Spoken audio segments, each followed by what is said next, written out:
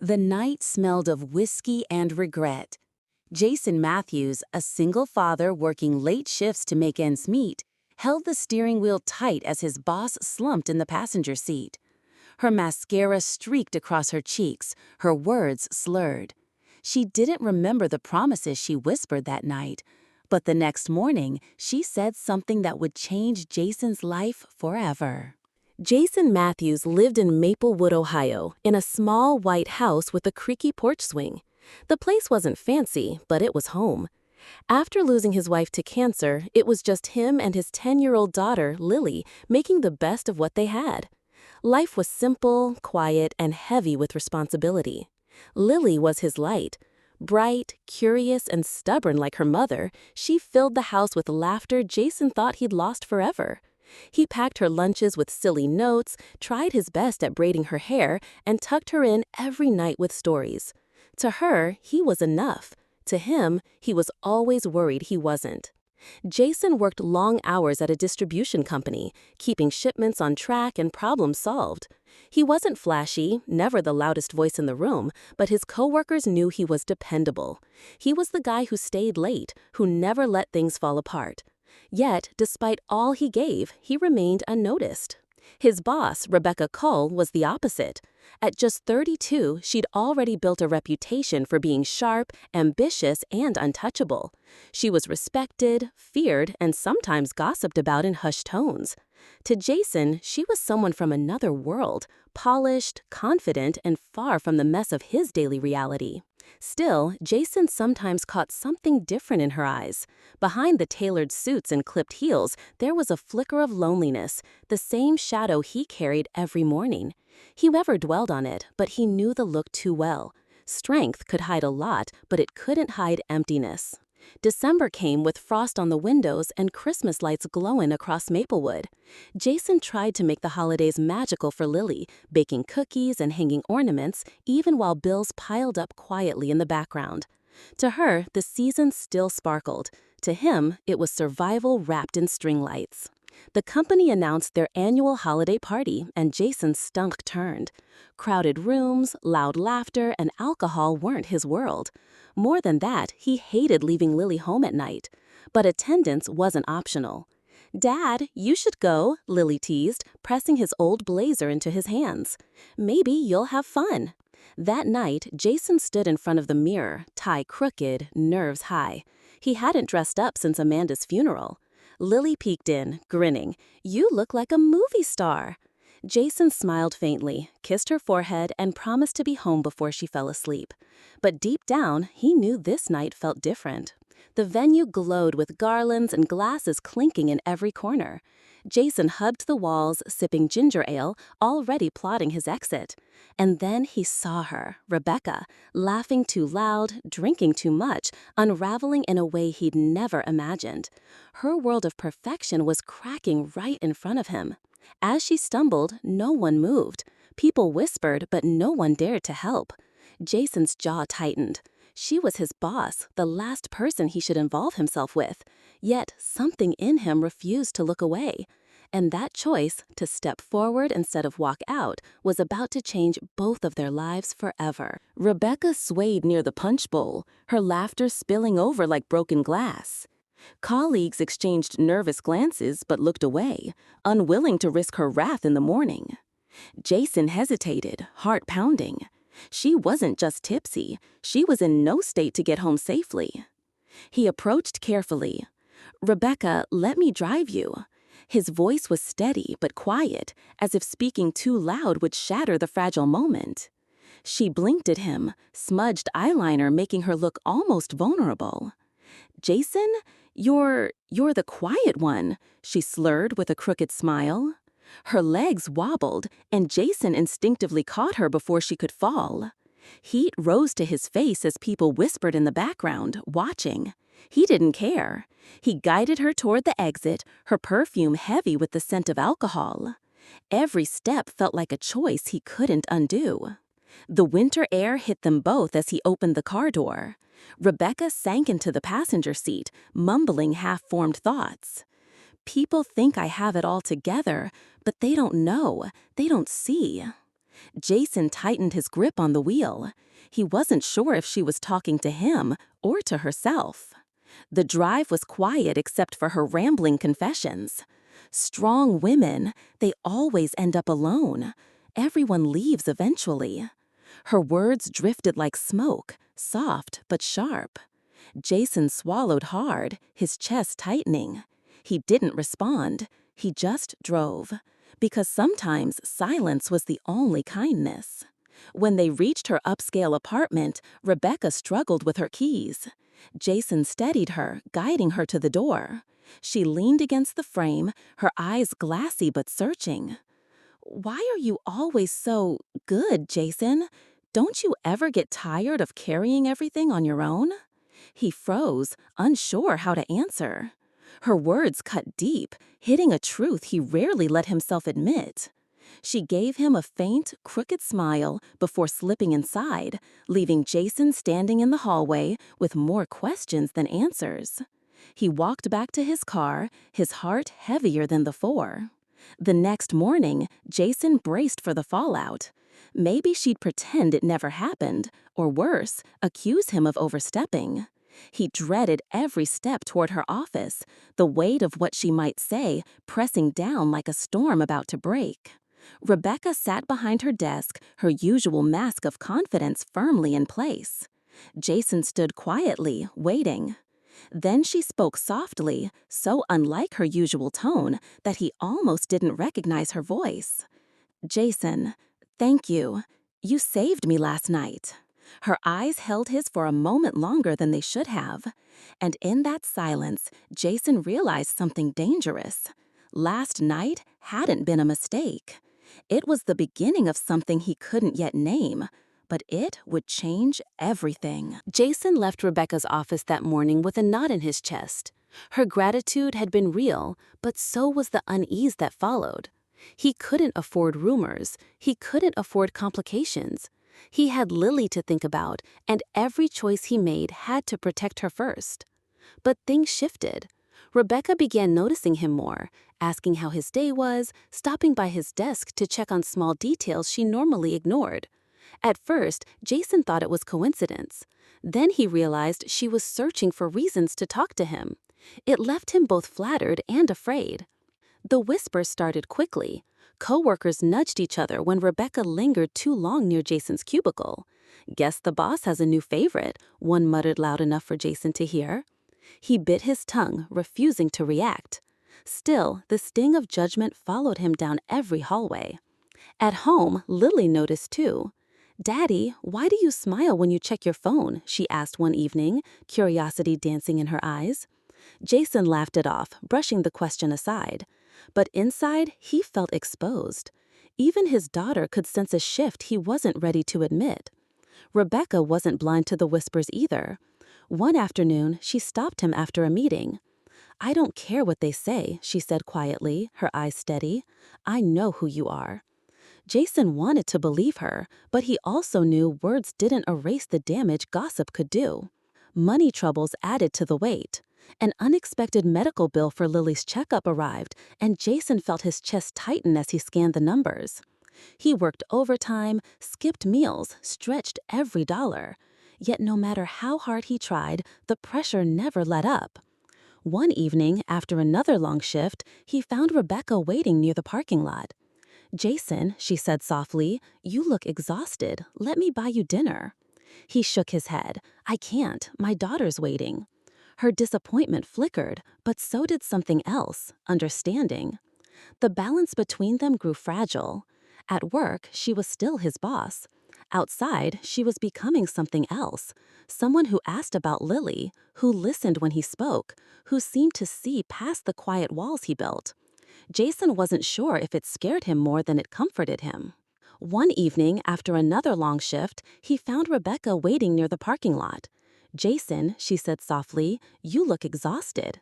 Let me buy you dinner." He shook his head. "I can't. My daughter's waiting." Her disappointment flickered, but so did something else, understanding. The balance between them grew fragile. At work, she was still his boss. Outside, she was becoming something else.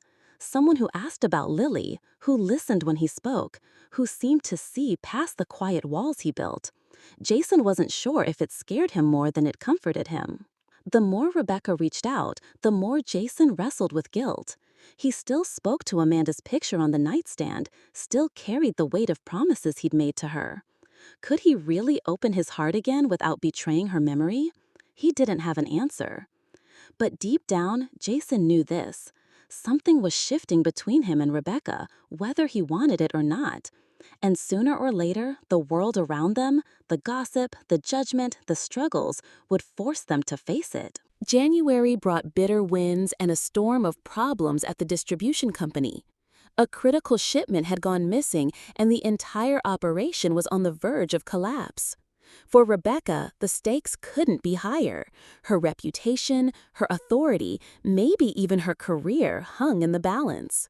She called Jason into her office late one night, her usual calm replaced with visible worry. "I need your help," she admitted, her voice unsteady. "If we don't find this shipment, I'm done." Jason studied her face, realizing for the first time how fragile she looked without the armor of confidence. Together, they dug through files and databases, retracing every step of the missing cargo. Hours bled into the night, empty coffee cups piled high. Their conversations shifted from clipped and professional to quiet, personal murmurs that filled the silence between keystrokes. At 3 a.m., Rebecca leaned back, rubbing her temples. "I thought being strong meant carrying everything alone," she whispered. Jason paused, his eyes meeting hers. "Sometimes strength means letting someone carry part of the weight with you." Her lips parted slightly, as though the words pierced deeper than she expected. By dawn, they found the error, a misrouted truck sitting in a warehouse 2 states away. Relief washed over them both. Rebecca exhaled, sinking into her chair. "You saved me," she said, her tone more vulnerable than he'd ever heard. Jason shook his head. "We saved it together." Something shifted in that moment. It wasn't just boss and employee anymore. It was 2 lonely people who had seen each other's cracks and hadn't turned away. The air between them felt charged, heavier than either dared to acknowledge out loud. But with closeness came danger. Word of their late-night collaboration spread fast, twisted by gossip into something it wasn't, or maybe something it was becoming. Colleagues exchanged smirks, and Jason could feel their eyes burning into him whenever Rebecca passed by his desk.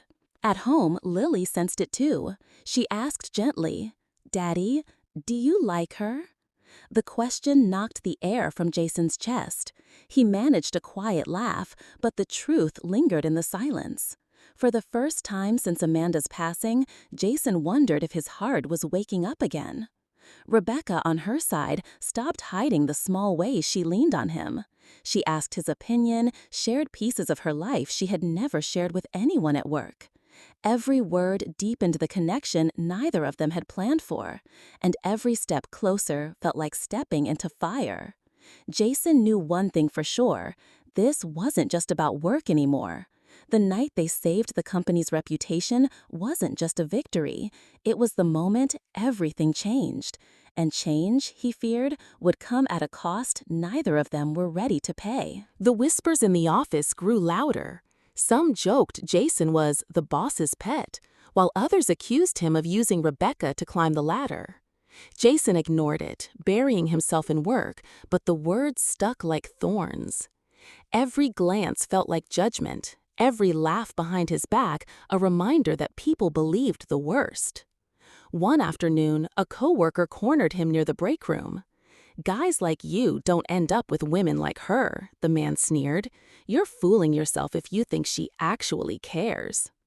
Jason's fists clenched, but he walked away. Still, the words echoed in his mind long after. Rebecca saw the strain. During a meeting, when another manager questioned Jason's competence, she snapped, defending him fiercely, her voice sharp as steel. "If Jason says it's right, then it's right," she declared. The room fell silent. Jason's chest burned, torn between gratitude and fear of what her defense would cost them both. That night, Jason sat at home, staring at Amanda's picture.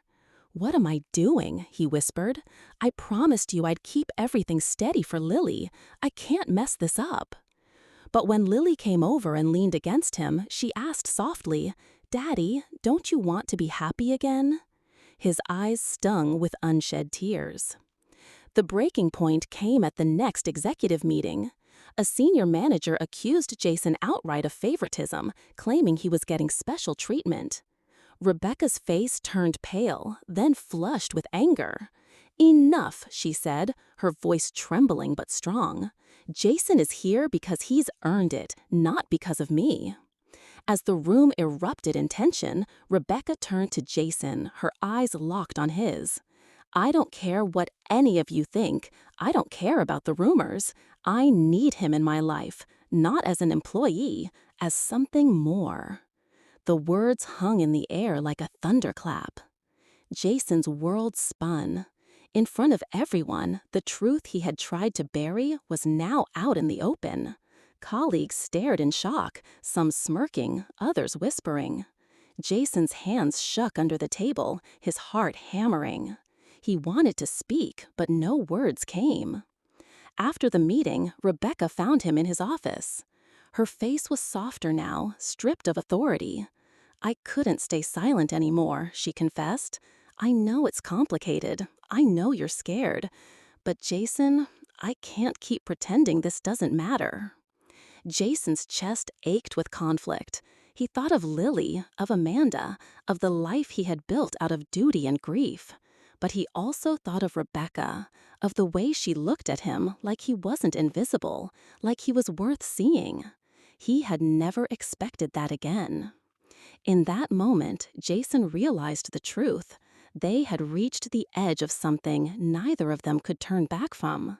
And standing on that edge, with the whole world watching, Jason had to decide if he would fall or if he would walk away forever. After the storm of the meeting, Jason sat in silence at his desk, staring at his hands. He felt stripped bare, every wall he'd built over the years knocked down. When Rebecca appeared in the doorway, she didn't come as his boss. She came as a woman who had finally spoken her truth. "I'm sorry," she said quietly. "I didn't mean to put you on the spot, but I couldn't keep hiding how much you matter to me."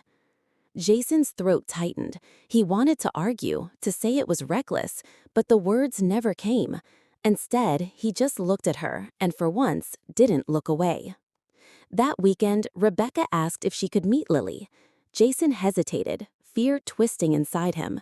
Amanda's memories still lived in every corner of that house, and letting someone new in felt like betrayal. But Lily surprised him. She listened carefully, then smiled. "If she makes you smile, Daddy, then I want to meet her." Rebecca came over on a chilly Saturday afternoon, carrying a box of cookies from the local bakery. Lily opened the door, curious but polite. Within minutes, the two of them were laughing over board games at the kitchen table, Rebecca letting Lily teach her the rules. Jason stood in the doorway, watching his worlds slowly blend. Over the following weeks, Rebecca became a gentle presence in their lives.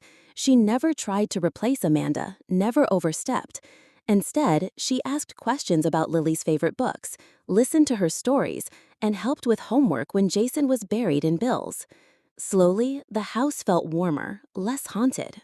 One evening after Lily had gone to bed, Rebecca and Jason sat on the porch swing, wrapped in blankets against the cold. Rebecca turned to him. "I don't want to erase your past, Jason. I just want to be part of your future." His eyes stung, and for the first time, he let his hand rest over hers. He still spoke to Amanda sometimes, in the quiet of the night, but now his words were different. Instead of promises of carrying everything alone, he whispered about Lily's laughter, about the light returning to their home. And deep down, he believed Amanda would want this for them, for him to live again. At work, things settled slowly. The gossip didn't disappear, but it lost its bite when people saw how steady Jason remained, how he never abused the closeness. Rebecca continued leading with strength, but those closest to her noticed something softer in her now, a lightness she hadn't shown before. Jason too changed. He laughed more, he breathed easier, and the weight of loneliness no longer pressed so heavily on his chest. For the first time in years, he wasn't just surviving, he was living. And it wasn't because someone rescued him. It was because he finally allowed himself to accept love again. On a quiet spring night, as Lily dozed on the couch beside them, Rebecca leaned against Jason's shoulder. "Remember what I told you that night, that there are still good men out there?" Jason smiled faintly, his hand resting over hers. "Yeah," he whispered. "And somehow, you found one, sitting right under your nose." Life in Maplewood didn't suddenly turn into a fairy tale. The whispers never fully disappeared, and the struggles of bills and late nights still followed Jason home. But something had shifted. His house no longer echoed with emptiness. Laughter had returned, warmth had returned, and so had hope.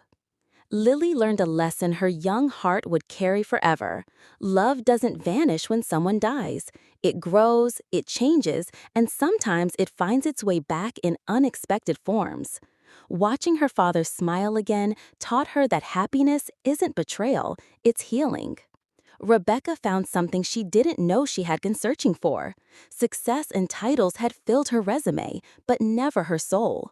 In Jason and Lily, she discovered a family she never imagined she could have. A home where she could finally let her guard down. Jason, too, understood something profound. Strength wasn't about carrying everything alone.